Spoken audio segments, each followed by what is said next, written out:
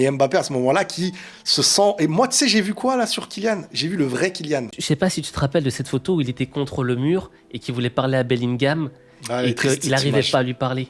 En gros, elle est triste cette image parce que le Kylian de cette période-là, il était dans une phase de... Il avait full pas confiance en lui, quoi. Il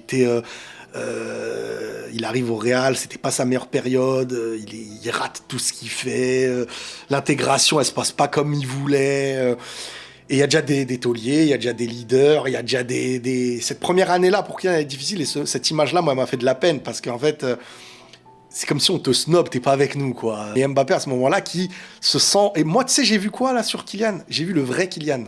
J'ai vu le Kylian quand il avait pas sa supériorité footballistique, ce qu'il pouvait être. Il peut pas...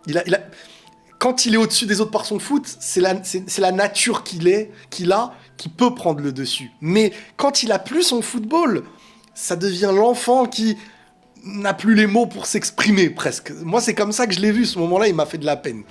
Mais par contre, là où c'est très très fort de sa part, c'est qu'honnêtement, moi je pensais que ça y est, on n'allait plus revoir un Kylian à son niveau.